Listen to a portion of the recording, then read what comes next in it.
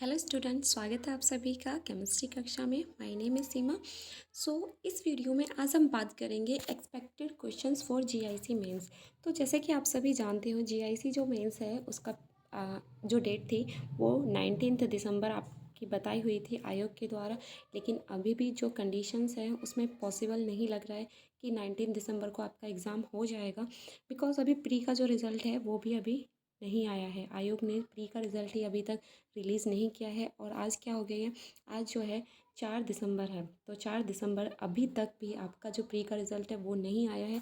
तो जो बच्चे हैं जो एग्ज़ाम के अपने रिज़ल्ट का वेट कर रहे हैं, मतलब कुछ कहा नहीं जा सकता। इस तरह की जो लापरवाही है या फिर रिस्पॉन्सिबिलिटी जो है वो मतलब बर्दाश्त नहीं की जा सकती, क्योंकि आपने जब घोषित किया हुआ है कि 19 दिसंबर को मेंस होगा, तो बच्चे कब से वेट कर रहे हैं। ऑलमोस्ट जब से आंसर की रिलीज़ की गई थी आयोग की तरफ से, तो एक्सपेक्टेड किया जा रहा था कि जो आपका जो रिज़ल्ट है वो अक्टूबर के लास्ट तक या दीपावली से पहले तक आ जाएगा। मे भी हो सकता है अगर थोड़ा डिले होता है तो दीपावली के बाद आ जाएगा, लेकिन नवंबर बीत चुका है, अक्टूबर बीत चुका है और अभी दिसंबर स्टार्ट है। बट आपका जो रिज़ल्ट है अभी तक रिलीज़ नहीं किया है, तो कुछ समझ नहीं आ रहा है। मे बी आयोग के पास बहुत ज़्यादा बर्डन हो, वर्कलोड बहुत ज़्यादा हो रहा हो, आई डोंट नो कि क्या है। बट जो बच्चों की साथ है वो अच्छा नहीं किया जा रहा है, क्योंकि इस तरह से आपने अगर एग्ज़ाम की डेट दी हुई है और आप टाइम से रिज़ल्ट नहीं दे रहे हो, तो बच्चे कैसे प्रिपरेशन करें। क्योंकि उन बच्चों को समझ में आता है कि जो कि 65 प्लस ले रहे हैं या फिर 70 प्लस जिनके मार्क्स हैं, तो वो श्योर हो रहे हैं कि हमारा हो जाएगा। बट व्हाट अबाउट जिनके 50 प्लस मार्क्स हैं, 50 प्लस मार्क्स वाले स्टूडेंट क्या करें। क्योंकि आयोग ने जो कट ऑफ निर्धारित की है या कि बताई हुई है कि जो मिनिमम कट ऑफ का क्राइटेरिया है, जो बच्चा उस क्राइटेरिया को फॉलो कर रहा है, यानी कि उस क्राइटेरिया से ऊपर उसके मार्क्स हैं, तो पॉसिबिलिटी है उसका भी मेंस के लिए कॉल आ सकती है या प्री क्वालिफाई हो सकता है। क्योंकि हम जानते हैं कि जो एग्ज़ाम है वो मात्र 32% बच्चों ने ही एग्ज़ाम दिया है, तो कुछ कहा नहीं जा सकता है कि कट ऑफ कितनी जा सकती है। तो मेरी एडवाइस यही रहेगी कि अगर आप मिनिमम जो कट ऑफ है वो अगर आप पार कर रहे हो, तो आपको एग्ज़ाम की प्रिपरेशन करनी चाहिए, मेंस एग्ज़ाम की। क्योंकि अगर आपका जीआईसी में नहीं होगा, तो आपको पता है आश्रम पद्धति के भी आंसर की रिलीज़ हो गई है, तो मे बी आपका उसमें हो जाए। उसी के साथ भी यूपी पीसीएस का ही पॉलिटेक्निक लेक्चरर का एक और एग्ज़ाम है, जो कि अभी क्या होना था, 12 दिसंबर को होना था, लेकिन कुछ ही सब्जेक्ट के जो हैं 12 दिसंबर के लिए डेट आई थी, वो फिर से आयोग ने क्या किया, फर्दर पोस्टपोन कर दिया है एग्ज़ाम। और वो एग्ज़ाम भी अब 22 दिसंबर को होगा, जिन सब्जेक्ट की लिए डेट आई थी। लेकिन बचा हुआ जो सब्जेक्ट्स हैं उनका और केमिस्ट्री का कब होगा ये अभी कुछ नहीं कहा जा सकता है। तो अभी क्या हो रहा है कि एक ऐसी स्थिति बनी हुई है कि बच्चे क्या करें, पढ़ाई करें या ना करें। तो देखिए, ये जो स्थिति है वो आपके साथ नहीं है, सभी के साथ है, सभी एग्ज़ाम्स में ऐसा ही हो रहा है। आयोग द्वारा बहुत ज़्यादा टाइम नहीं दिया जा रहा है किसी भी एग्ज़ाम की तैयारी करने के लिए। तो आपको क्या करना होगा, आपको अपनी स्टडी जो है किसी भी हाल में जारी रखनी होगी। अगर आप मिनिमम कट ऑफ क्राइटेरिया को जो है क्वालिफाई कर पा रहे हो या फिर उससे ऊपर आपके मार्क्स आ रहे हैं, तो मेरा मानना ये है कि आपको प्रिपरेशन करनी चाहिए। यू नेवर नो ना कि कट ऑफ कितनी जा सकती है। ठीक है, तो पढ़ा हुआ जो ज्ञान है वो कभी वेस्ट नहीं जाता है। आप पढ़ाई करते रहिए, अब भी नहीं होगा तो आगे तो आपको एक एग्ज़ाम की प्रिपरेशन करनी है, आपको पढ़नी तो केमिस्ट्री है ना, तो आप अपनी पढ़ाई जारी रखिए। ठीक है, तो यहाँ पर मैं एक अब क्या है, आपके मेंस एग्ज़ाम जो जीआईसी का भी होगा, आश्रम पद्धति का भी होगा, तो अभी मैं क्या करने जा रही हूँ कि expected question for GIC mains और आश्रम पद्धति के लिए कुछ जो क्वेश्चंस हैं जो कि यूपी पीसीएस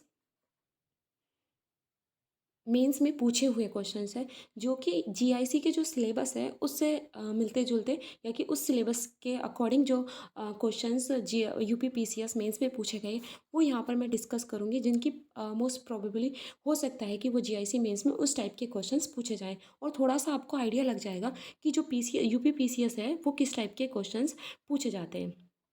ठीक है, तो इसमें मैंने कुछ क्वेश्चन स्टार्ट किए हैं, तो ये सीरीज़ जब तक आपका एग्ज़ाम हो जाए होगा जीआईसी मेंस और आश्रम पद्धति, तब तक मैं चलाऊँगी। तो इसमें आज हम जो है 5 क्वेश्चन डिस्कस करेंगे जो mains exam point of view से इम्पोर्टेंट है। आपको क्या करना है कि वो क्वेश्चंस एक बार देख लीजिए, उसके बाद एक आप A4 शीट के जो पेपर्स होते हैं, ब्लैंक पेपर होते हैं, उनमें दोनों तरफ आप क्या करने हैं कि मान लीजिए ये आपका पेपर है।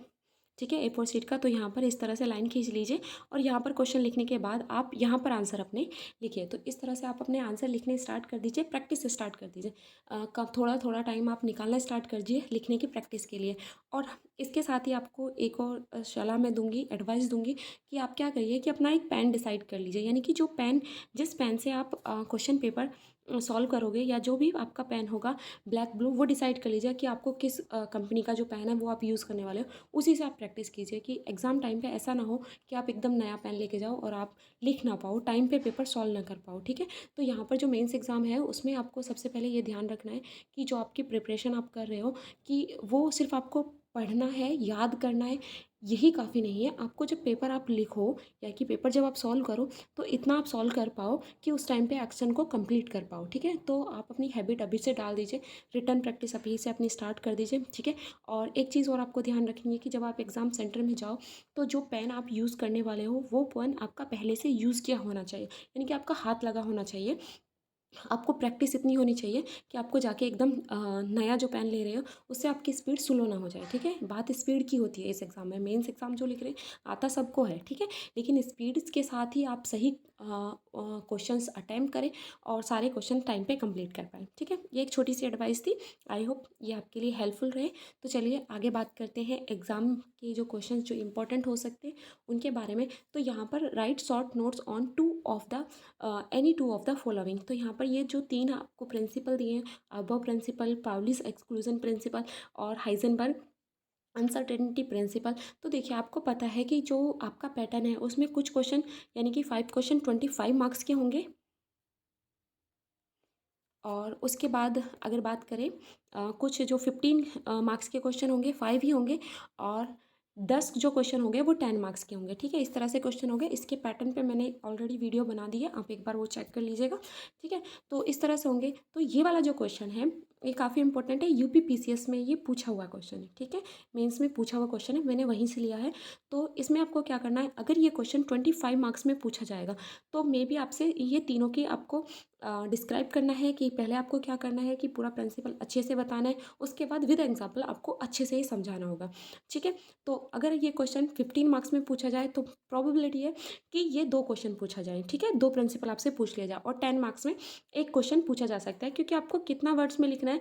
जो 10 मार्क्स का क्वेश्चन है वो 50 वर्ड में आपको लिखना है, तो 50 वर्ड में आपको सिर्फ एक ही प्रिंसिपल आई होप पूछा जा सकता है। ठीक है, तो इस टाइप से आपसे क्वेश्चंस पूछे जा सकते हैं। तो ये एक क्वेश्चन हो गया।